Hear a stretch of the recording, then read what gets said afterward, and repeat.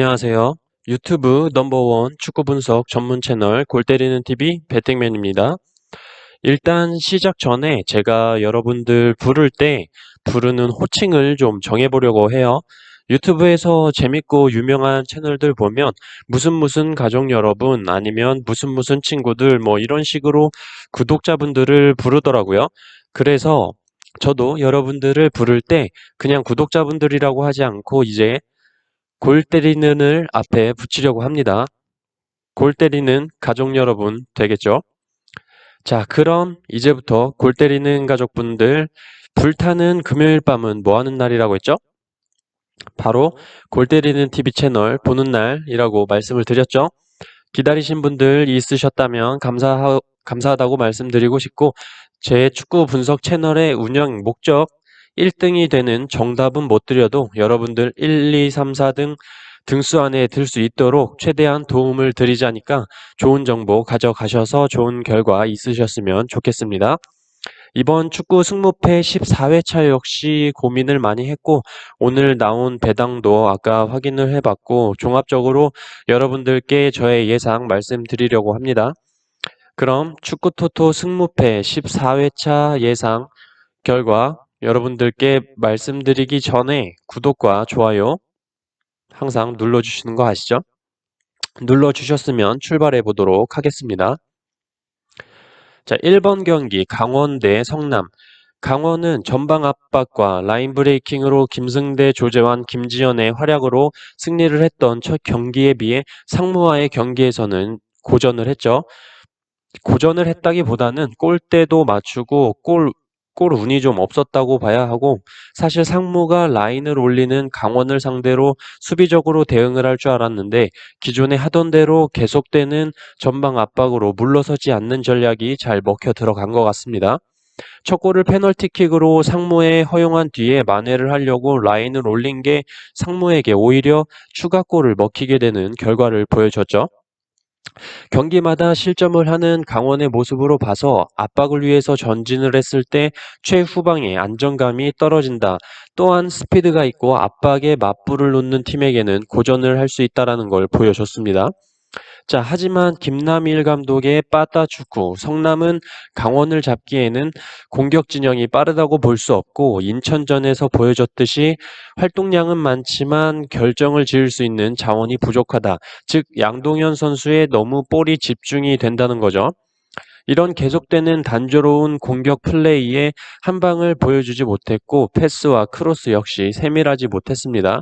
자, 그렇다면 강원FC의 전방 압박에 성남은 공격 축구라는 전술 속에서 수비 밸런스가 그렇게 좋아 보이지는 않아 강원의 역습 상황에서 좋은 상황을 많이 만들어낼 수 있다고 봅니다. 강원의 라인 브레이킹에 이은 공격에 두드려 맞고 경기가 끝나고 김남일 감독님한테도 빠따로 두드려 맞을 게 예상이 되는 경기예요. 또한 강원의 배당이 승을 가리키고 있어서 종합적으로 볼 때 이 경기 강원의 단통 승 예상합니다. 자, 2번 경기 수원 삼성 대 인천 유나이티드. 수원은 울산전에서 역전 패배를 당하기는 했지만 굉장히 아쉬웠다라고 말씀을 드리고 싶습니다. 어쨌든 지금 수원은 개인적으로 이 경기까지 패배를 한다면 아침 포함 5연패가 되죠. 이 정도면 이임생 감독님이 자진 사퇴를 해야 되지 않을까 조심스럽게 생각을 하고 있습니다. 뭐 상황이 좋지만은 않죠. 지난 울산전에서 윙백 홍철과 한희건 선수가 부상으로 지금 출전이 불투명하고 안토니스 역시 이번 경기까지 퇴장 징계로 인해서 출전을 하지 못합니다. 하지만 저는 이게 오히려 수원에게 더 좋은 경기력이 나올 거라고 생각을 해요. 크르피치와 타가트, 염기훈 선수가 선발로 출전하게 될 확률이 좀 높다고 보고 그런 면에서 좀 기회를 많이 살릴 수 있을 것 같고 특히 이임생 감독님은 FA컵 때도 그랬지만 사퇴할 때쯤 되면 살아나는 경기 결과를 보여주셨어요. 또한 지금 지난 경기에서 자신의 판단 미스로 역전골을 먹힌 노동건 골키퍼도 일주일 동안 자책하면서 만반의 준비를 했을 거라 생각합니다. 인천은 역시 이만석 감독님의 짠물 수비 축구, 핵노잼 축구, 답답이 축구를 시전할 것으로 보이고 케인 대 무고사 선수의 관중석으로 맞춰져 있는 슈팅 0점이 무승부로 의심이 가게 하지만 이임생 감독님의 내 밥줄은 내가 지킨다. 생명연장의 꿈을 이룰 것으로 생각해서 저는 이 경기 수원 삼성의 단통승 예상합니다. 3번 경기 상주상무 대 광주FC. 상주상무는 울산에게 당할 때와는 완전히 다른 모습으로 강원을 상대해서 승리를 거뒀죠. 수비적으로 나올 줄 알았지만 오히려 강한 압박을 보여줬고 최전방부터 수비 라인까지 3선 간격 유지를 잘했다고 봅니다. 또한 송승민과 강상우 같은 기동력과 수비 가담이 좋은 체력 좋은 선수들로 공격진을 구성을 해서 압박 후 치고 나가는 힘을 살렸다고 봅니다. 또한 문선민 선수의 투입으로 강원의 높아진 라인 뒷공간을 스피드로 돌파를 하는 장면도 굉장히 좋았죠. 하지만 광주의 경우는 처음부터 수비 라인을 올리는 축구보다는 중원과 수비에 많은 인원을 두면서 수비에 중점을 두기 때문에 상주 상무가 오히려 고전을 할 수 있다고 생각합니다. 지난 서울과의 경기에서도 서울을 상대로 수비에서 선전했지만 한찬희의 중거리 슈팅 한 방에 패배를 기록을 했어요. 저는 이 경기 배당적으로 볼 때도 무승부 확률이 높아 보이고 무승부에 축을 둔 이변 경기로 체크를 하고 저는 이 경기 상주 상무의 무와 패 투픽 예상합니다. 4번 경기 글라드바흐 대 레버쿠젠. 두 팀 모두 지난 경기에서 많은 골을 득점을 하면서 승리를 챙겼죠. 리그 3위 글라드바흐와 5위인 레버쿠젠의 대결로 박빙의 대결이 펼쳐질 거라고 예상이 되고 있어요. 글라드바흐는 앞선 원정 경기에서 전반 1분도 안 돼서 알라산 플레아의 선제골을 시작으로 마르쿠스 티랑이 추가골을 터뜨렸고 후반 28분에는 벤사바이니의 페널티킥까지 3골을 기록을 했습니다. 프랑크푸르트에 한 골을 먹히기는 했지만 워낙 경기 초반부터 앞서고 있었기 때문에 후반 막판에 야 쟤네도 오랜만에 축구하는데 한 골은 넣게 좀 해주자 약간 그런 느낌으로 좀 풀어준 느낌이었어요. 글라드바흐가 상대팀 골키퍼 선방도 많이 막혔고 골대도 많이 맞추고 했기 때문에 압도적이었다고 봐도 무리가 없을 것 같습니다. 레버쿠젠 또한 브레멘을 만나서 20살 에이스 하베르치가 맞박으로만 2골을 밀어넣으면서 좋은 감각을 보여줬죠. 하베르치의 존재감 굉장히 커 보이고 또한 레버쿠젠의 벤치 멤버들 또한 좋기 때문에 교체 카드를 지금 5장 쓸 수 있는 건 레버쿠젠의 굉장한 이점으로 생각합니다. 자, 그렇다면 이 경기는 일단 두 팀 모두 기세가 좋기 때문에 막상 막하로 흘러갈 것으로 예상이 되어 투포를 써야 될 것으로 보이는데 자, 여기서 저는 글라드바흐와 레버쿠젠 경기의 예상을 말씀드리기 전에 같이 좀 말씀을 드려보면 좋을 것 같은 경기가 5번 볼프스부르크 대 도르트문트 경기, 8번 바이에른 뮌헨과 프랑크푸르트의 경기를 같이 말씀을 드리고 싶어요. 자, 먼저 5번 경기 볼프스부르크 대 도르트문트의 경우는 솔직히 볼프스부르크는 아우그스부르크를 상대로 승리를 하긴 했지만 비기고 있던 상황에 후반 추가 시간에 골을 넣어서 굉장히 진단승을 거뒀다고 봅니다. 역시 길라보기와 윌리안 부상이 커 보이고 공격수 베어르스트가 징계가 끝나고 공격으로 돌아오긴 하지만 오랜만에 뛰는 경기에 득점 감각이 바로 살아날지도 모르겠고 도르트문트가 워낙 공격에서 강하고 홀란드가 지금 정점을 찍고 있기 때문에 사실 이 경기는 무슨 말을 하더라도 저희 골 때리는 가족 여러분들 도르트문트 가실 거잖아요. 그죠? 일단 도르트문트의 승으로 예상을 합니다. 그리고 8번 경기 바이에른 뮌헨 대 프랑크푸르트의 경기를 또 말씀드려 볼게요. 바이에른 뮌헨은 축구 잘하는 스키 레반도프스키가 돌아왔다고 말씀을 드렸죠. 레반도프스키도 그렇지만 잘하는 스키들이 많은 바이에른 뮌헨이에요. 반대로 프랑크푸르트는 원정에서 2승 1무 9패로 성적이 좋지 않고 공격력이 너무 떨어져 보여요. 더군다나 뮌헨과의 원정 경기에서 핵심 미드필더 코어가 징계로 결장을 하게 됐습니다. 자, 그렇다면 골 때리는 가족 여러분들 이 경기 역시 바이에른 뮌헨 승 갈 거잖아요. 그쵸? 그렇다면 지금 말씀드린 4번, 5번, 8번 세 경기 패턴적으로 좀 말씀을 드려보고 싶어요. 바이에른 뮌헨, 도르트문트, 글라드바흐 이 세 팀이 지금 정배당을 받았습니다. 이 세 팀이 이길 가능성이 크다는 거겠죠.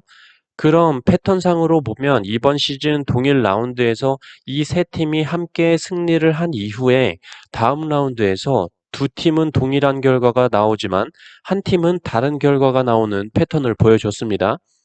경기력적으로는 승승승이 나올 수도 있겠지만 이 패턴으로 볼 때 가장 역배당이 나올 확률이 큰 경기는 눈치채셨겠지만 글라드바흐 경기로 보이시죠? 저는 그래서 4번 경기 글라드바흐 대 레버쿠젠은 글라드바흐의 무합의 투픽으로 가려고 했는데 폴더수가 부족해서 저는 일단 글라드바흐 경기는 단통 무승부, 5번 경기 볼프스부르크 대 도르트문트 경기는 볼프스부르크의 단통 패, 8번 경기 바이에른 뮌헨 대 프랑크푸르트는 바이에른 뮌헨 단통 승으로 예상합니다. 자, 5번 경기 볼프스부르크 대 도르트문트 앞에서 볼프스부르크 단통 패로 말씀을 드렸죠. 6번 경기 프라이부르크 대 브레멘. 프라이부르크는 생각보다 좋은 경기력을 지난 경기에서 보여줬습니다. 라이프치히에 비해 상대적으로 떨어지는 경기다라고 생각을 했으나 막상 열어보니 이길 뻔한 경기였죠. 1대0으로 앞서고 있다가 동점골을 먹혔지만 프라이부르크는 끝까지 끈을 놓지 않고 후반 추가 시간에 로빈코흐가 극장골을 넣었지만 비디오 판독으로 업사이드가 선언이 되면서 무승부로 끝이 났죠. 자, 강등권 브레멘은 17위로 전 경기에서 레버쿠젠한테 탈탈 털렸고 잔류권인 15위 마인츠와도 지금 승점 차가 9점 차로 벌어졌습니다. 최근 지속되는 멀티 실점으로 코우펠트 감독 또한 디자이디 스툼, 즉 시간이 다 돼간다라고 말하면서 슬슬 강등으로 가는 길을 인정하고 있어요. 결과적으로 프라이부르크가 약간 경기력이 들쭉날쭉하긴 하지만 브레멘이 최근 경기력이 워낙 쓰레기다라고 말씀을 드리고 싶고 이 경기 프라이부르크의 단통 승 예상합니다. 7번 경기 파더보른 대 호펜하임 18위 꼴찌 파더보르는 지난 경기 운이 좋아서 무승부를 기록을 했어요. 경기 전에 골대에서 거의 돼지머리를 놓고 기도를 한 것 같아요. 골키퍼가 안 맞고 골대가 많이 막아줬습니다. 4연패에서 무승부를 추가를 하면서 연패 탈출을 했는데 이번 시즌 파더볼은 패턴상으로 무승부를 하고 난 후에는 어김없이 패배를 하는 패턴을 보여주고 있죠. 그리고 사실 호펜하임이 지난 경기에서 패배를 했고 7연속 무승을 기록 중이지만 호펜하임은 이번 시즌 원정에서의 성적이 더 좋고 파더보른이 경기력으로 볼 때 워낙 못하고 해외 배당 측면으로 볼 때 파더보른의 승은 없어 보입니다. 그래서 저는 이 경기 파더보른의 단통 패 예상합니다. 8번 경기 바이에른 뮌헨 대 프랑크푸르트 뮌헨의 단통 승이라고 말씀을 드렸죠. 자, 9번 경기 안양 대 경남. 사실 안양의 경우는 지난 시즌과는 확연히 달라진 완전히 떨어진 경기력을 보여주고 있습니다. 개막하고 2연패로 역시 지난 시즌의 공격 라인의 무게에 비해 너무 떨어져 있는 모습을 보여주고 있어요. 지난 시즌 안양의 공격의 핵이었던 조규성, 팔라시오스, 알렉스의 공백이 커 보이죠. 그나마 부천전에서 활약한 이정빈 선수도 25일 상무 입대를 앞두고 있어서 출전하지 않을 것으로 보입니다. 상대팀 경남은 가지고 있는 선수 자원들의 능력치에 비해 솔직히 말해서 경기력은 설기현 감독이 2002년에 경기장에서 보여줬던 역주행을 감독이 돼서 경기력으로 보여주고 있는 것 같습니다. 고질적으로 수비가 계속 불안하고 공격의 숫자는 많은데 소득이 별로 나오지 않아 보여요. 공격적인 축구를 원하기 때문에 수비가 불안한 건 사실인데 이도저도 아닌 전술로 보입니다. 그나마 고무적인 건 손정영 골키퍼가 엄청난 선방쇼를 보여주고 있다는 거죠. 이랜드와의 경기에서도 유효슛 10개 중에 9개를 막아냈어요. 자, 어쨌든 무뎌진 공격의 안양과 경남 손정영 골키퍼의 활약은 안양의 골은 페널티킥이 아닌 이상 나올 수 없다고 보여서 무승부에 축을 둔 안양의 무합의 투픽을 예상하는데 폴더가 없어서 저는 배당적으로 볼 때 무승부 확률이 큰 배당이라서 저는 이 경기 안양의 단통 무승부 예상합니다. 10번 경기 전북 현대 대 대구 역시 전북은 노전술로 부산전 내내 답답함을 보여줬죠. 이번에도 역시 그런 경기력을 보여줄 거라고 예상이 되고, 모라이스 감독님은 이름을 잘 지으신 것 같아요. 감독님, 이번 대구와의 전술 어떻게 짜오실 생각인가요? 모라이스. 전북 팬들에게 이런 농담한 건 죄송합니다만, 전북 경기가 예전처럼 박진감 있고 그런 경기가 아니라 요새 너무 재미없는 꾸역꾸역 승리만 하고 있어서 좀 답답해서 그렇습니다. 어쨌든 전북은 지금 꾸역꾸역 승리를 챙기기는 하는데 예전 모습이 나오지가 않고, 전문 윙어가 없기 때문에 돌파에 이은 제대로 올라오는 크로스도 없고, 조규성 선수도 선발로 계속 나오고 있긴 한데 결과물을 보여주지 못하고 있습니다. 손준호 선수의 세트피스 상황에서의 정확한 크로스로 지금 먹고 살고 있어요. 자, 그런 전북이 빠르고 활동량 많은 대구를 만난다면 이 경기에서만큼은 승리하지 못할 거라고 생각합니다. 중원 싸움이 확실히 치열할 것으로 예상이 되고, 저득점 양상 속에서 개인적으로 세징야가 좀 살아날 경기가 되지 않을까 예상해 봅니다. 저는 이 경기 최소한 전북 현대의 승은 없다고 보고 승부수로 과감하게 전북의 단통패 예상합니다. 11번 경기 울산 대 부산. 울산 단통승. 더 할 말이 없어요. 어쩌다가 부산이 반칙 얻어서 페널티킥으로 골을 넣으면 울산은 두 골을 넣는 거예요. 이건 어쩔 수가 없습니다. 지난 수원과의 경기에서 보여줬던 승리는 김도훈 감독님의 이번 시즌 마인드 자체가 바뀌었다는 걸 볼 수가 있었죠. 쫄보 축구를 하던 지난 시즌의 모습하고는 차원이 다릅니다. 수원에 두 골을 먹히니까 예전 같았으면 더 먹힐까봐 라인 지키면서 스피드를 활용한 역습으로 약간은 소극적인 공격을 펼쳤다면, 이번 시즌은 바로 미드필더 윤빛가람, 이청용 선수의 라인을 더 올리면서 거의 미드필더진들을 공격수에 가까울 정도로 공격에 집중을 했고, 그 결과는 역시 선수들의 네임밸류에서 느껴지듯이 골로 증명을 했습니다. 한 골 먹히면 두 골 넣는다. 울산의 이번 시즌 김도훈 감독님의 믿고 맡기는 공격력이라고 생각을 하고 이 경기 울산의 단통승 예상합니다. 12번 경기 샬케 대 아우그스부르크. 샬케는 도르트문트와의 레비어 더비, 사실 더비라고 볼 수도 없죠. 4대 0으로 떡실시는 당했기 때문에 어디 가서 더비라고 하기도 부끄러워요. 샬케는 지금 뭐 8경기째 승리도 없고 8경기에서 2골밖에 못 넣은 공격력은 극혐이라고 볼 수 있고 실점이 엄청나죠. 미넨으로 이적을 한다고 지금 주전 골키퍼 뉴베를 빼고 슈베르트 선수에게 기회를 많이 주고 있는데 굉장히 불안합니다. 샬케는 수비적으로 지금 굉장히 좋지가 않아요. 더군다나 지난 경기에서 센터백 토디보가 다쳐서 센터백 부상자만 토디보, 카박, 스탄불리 3명이나 됩니다. 상대팀 아우구스부르크 역시 4연패로 좋지 않지만 볼프스부르크와의 경기에서 좋은 모습을 보여줬고, 샬케와의 경기에서도 좋은 모습을 보여줄 것으로 보이지만, 맞대결에서 샬케 공사가 샬케 홈에서 6승 2무로 아우크스부르크에 진 적이 없습니다. 샬케의 현 상황으로 봐서는 답이 없어 보이지만 상성으로는 샬케가 우위인 점, 그리고 배당이 무가 아닌 승과 패가 많이 나오는 배당이라는 점으로 볼 때 샬케 공사의 승과 패 투픽 예상합니다. 13번 경기 마인츠 대 라이프치히. 마인츠는 확실히 11월 바이오 로저 감독 선임 후에 좀 공격적으로 팀 색깔이 바뀐 것으로 보여요. 쾰른전에서 두 골을 내주고도 두 골을 다시 득점을 하면서 무승부를 기록을 했죠.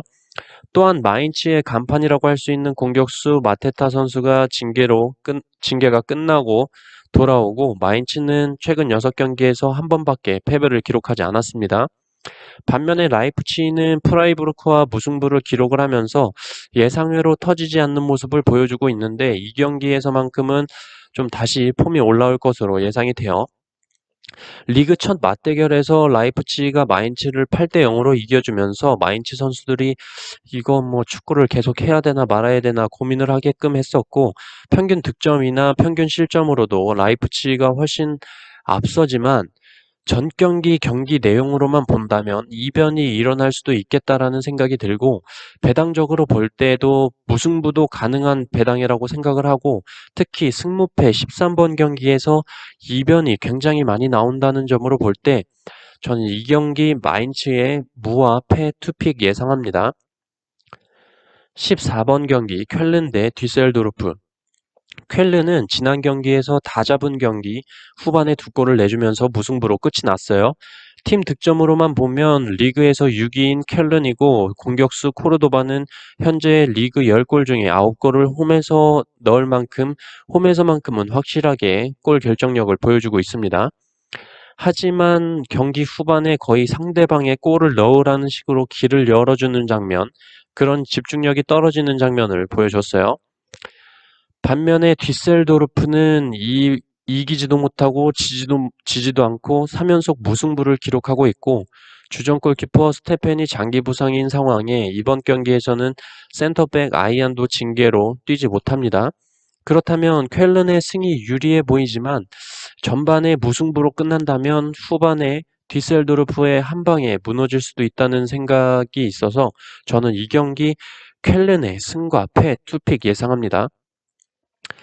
자, 이렇게 축구토토 승무패 14회차 전경기 골 때리는 가족 여러분들께 말씀을 드렸고 경기들을 좀 비틀어서 많이 예상을 했기 때문에 저는 비록 많이 틀리더라도 여러분들은 이거는 그럴 수도 있겠다. 이거는 이렇게 역배가 나올 수도 있겠는데 라고 생각하는 그런 경기들을 챙겨 가셔서 자신만의 픽을 만들면 좋은 결과 있으실 거라고 생각합니다. 자, 골 때리는 가족 여러분들, 이번 한 주도 수고하셨습니다. 이상입니다.